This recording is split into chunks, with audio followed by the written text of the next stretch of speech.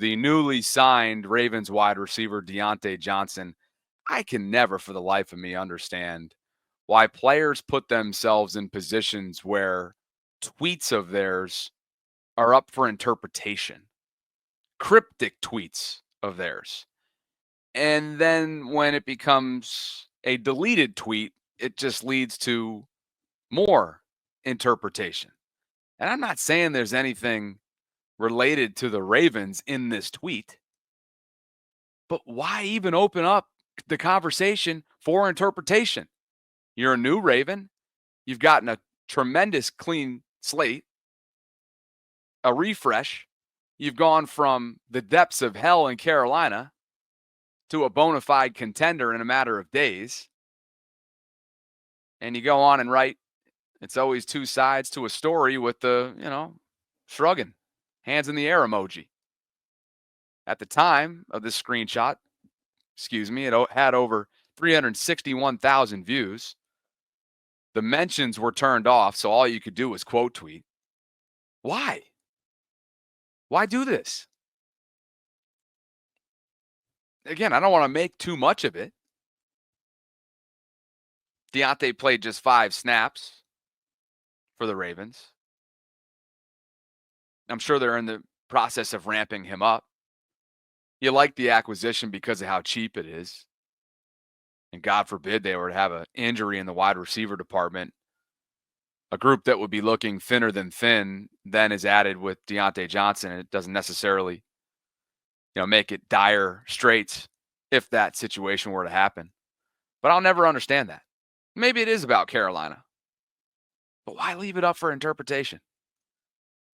If you guys were betting men, Julian and Emmanuel, you're going to put on your betting caps on this one. What the hell is it about? Carolina or current times in Baltimore? What say you, Joel? As you sip your 6:53 in the evening cup of coffee. No, it's actually tea because of my voice. I got to talk low. Got to talk really low. I was screaming yesterday. I was at the game, so. That's right. You got to forgive me if I'm talking like literally low right now. That's right. You were a no-show at the tailgate. How could I forget? I told you. Remember I told you before the game. My aunt, she wanted to get there. Yeah, so. But I'll see you. I'll see you at the Eagles game. Though. Definitely, I'm going by myself. December 1 is going to be, that place is going to be lit up.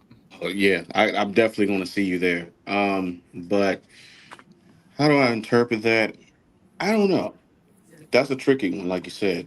It could be from his time in Carolina or something he's responding to. I don't know. It could be that. I seriously doubt it's from the game last night. But then again, if I'm guessing if a press conference comes up and they ask him about it, I'm pretty sure it's probably not a big deal. But yeah, if it was anything related to the game, and again, this is not to put on our Friday night speculation hats whatsoever, but it's a tweet that went viral. It's a tweet that obviously Ravens Nation was paying attention to. And again, when you leave it up for interpretation and you go to an NFL fan base dominated app that Twitter is, it's going to become a thing, regardless of whether you like it or not. It always does. If I look at the game itself, could it be the snap count? I don't know. Could it be what happened at the end of the first half when he was tackled before he could get out of bounds, and because of the ridiculous first defensive drive, which resulted in a costly 2-timeout punishment for the Ravens, being that John Harbaugh wanted to challenge a 3-yard gain, and then 12 men on the field, you got to call a timeout. Clearly they were put in no man's land there, and even though they were out of field goal range, it just wasn't as high functioning of a less than 1 minute drive trying to get 3 points on the board before you go into half. It was a good open field tackle. They went low on Diontae and he was stuck, and they couldn't spike it in time, obviously, right? So I have no idea if it's related to that, if it's related to snap count, if it's related to usage, if it's related to Carolina. But whatever it is, it's unnecessary. And then when you delete it, it becomes even more unnecessary because it never should have went up there to begin with. And when you do delete it, it almost becomes more of a story. Manny, what say you? I I think it has to do with something else. Um, Obviously, not the game last night. I think he was just frustrated on something, Carolina or something personal, and he just like sometimes when you're young, you do or say stupid shit. So Yeah, He's a I veteran, think though. He's a he's a veteran. vet. So I mean, yeah, but he's what 20 what? 29, 28, 28. 28. He's still, Thank you. yeah, he's Yeah, 28. yeah. So yeah, he's still.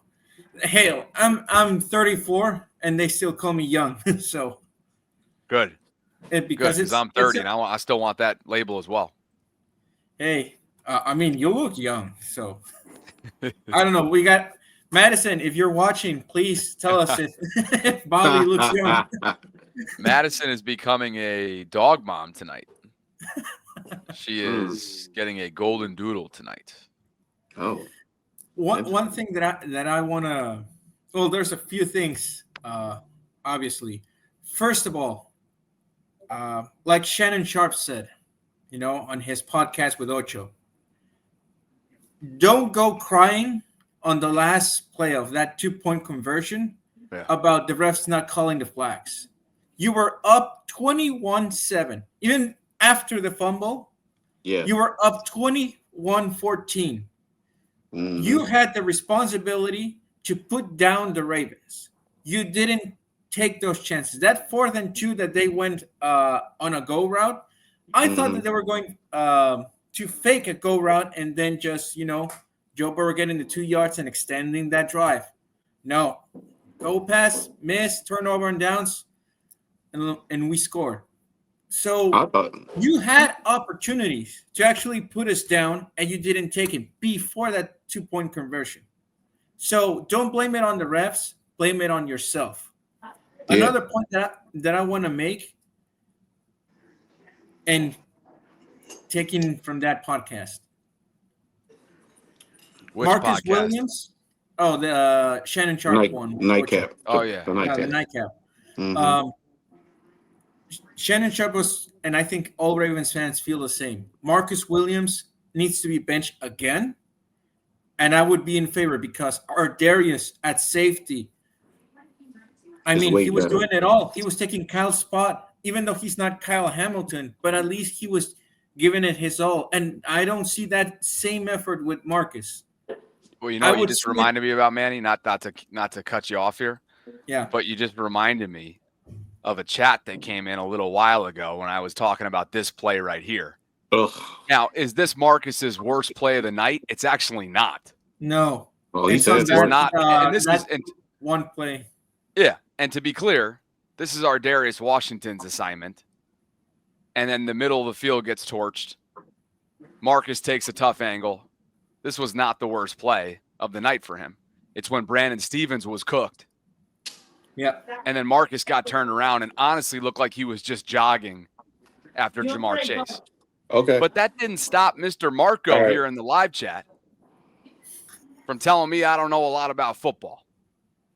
So Marco, What? the live chat has a little pinned comment right there. And because I'm running on 2 hours, I got some time. I'd like you to call in and Bobby expand on Vance these is up comments a there. little bit right here. He says, you're asking what route is he taking? He's actually anticipating that Chase is about to cut back right in field. Look at the block. Marco, you trust anything Marcus is doing right now?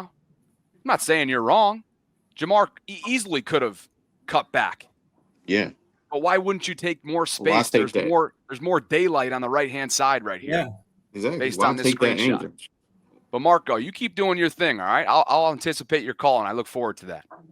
Yeah. Doubt it. Keep I- going, Doubt it. gentlemen. I doubt I it. would take.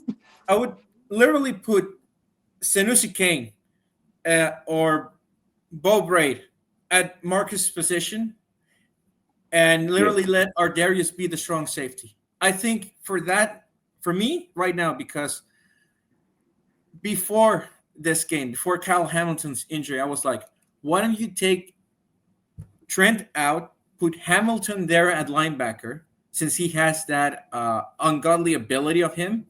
Mm-hmm. Put our Darius instead of Eddie Jackson as strong, Mm-hmm. and then Yep. put behind because you got Kano active. Just experiment a little bit, even if it's just one play, but at least put Kano or Bo Braid back there instead of Marcus Williams because I don't see his effort. And if we're going to see that effort to Marcus Williams, why we didn't ship we didn't ship him to Dallas? Because all the Dallas players are showcasing that type of effort for the season. So Yeah. that's my observation. I don't know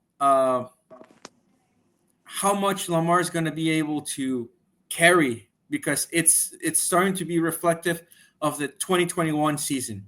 Lamar carrying this team because of the defense, not because of injuries, but because of the lack of communication, the lack of schemes. So it's Does not the Marcus think he players. took the right angle here? Marcus, No, do you think this is the right angle right here? Hell no. that's Was Absolutely it not. you don't bite on the. Marco? Was this good effort right here from 32? I need some help on this one. And I was there. I saw it.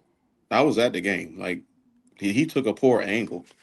And like you're supposed to stay back. Like you should not Yes. ever let him get past you. You gotta keep your eyes on him. I think he was looking at the quarterback and then looking at him at the same time. Like Marcus Williams right now is starting to remind me of when he was in Minnesota. Well, not Minnesota, with the Saints when he had a little bit of problems there his first year. And it's starting to rear its ugly head now. Now it felt like he did improve when he first I say when he was with the Saints a little bit, he started to improve a little bit, but then now it's starting to get back to that point where he's just being terrible all over again. So I think it's way time to bench him and just leave him on the bench and just bring him up unless you got an injury. Just let the young guys go at it and see how they do because I can't take another Marcus Williams highlight, a bad highlight. Just can't do it. Yep. Well, here's the deal. This is a group that had 40 pressures last night up front. They answered the call. They heard the criticisms. I see what you're saying, Wiz. 56 throws, 56 tosses for Joe Burrow, 40 pressures. That was a dominant number. Justin Matabike had a career night, the trifecta in sacks, but it still doesn't take away from the lack of trust that I think this entire fan base has for the second and third level of this defense. And when you look back at 2019, who was the savior in season? Marcus Peters. When you look back at the 2022 season, who was the in-season savior? Roquan Smith. Yeah. And when you look back at just a few weeks ago, who was brought in to be this year's in-season savior? Not from a personnel standpoint, but an experience standpoint, Dean Pease. Tre'Davious White is not going to be an in-season savior. If he is, well, I'll happily eat crow. He could be a complimentary piece for you. But the reality is nobody's coming in to bail this team out. And so you're going to have to dig deep, give your rookies a chance at this point, whether it be Bo Braid and or Sanusi Kane in small sample sizes, get them and work them in a rotation. Both are highly physical, highly quick, and seem to have good instincts as young players. Mostly they've been handling special teams reps when they've been active so far this year. Because at this point, you didn't make your big splash. You made two savvy, cheap, team-friendly type moves that were low risk to medium reward last week. Yeah. But there was nothing that's going to be needle moving. So it's not like somebody's coming from out of the sky, dropping down into the bank. I'm here to save the season. That's not happening. Jesus. Well, they need Jesus.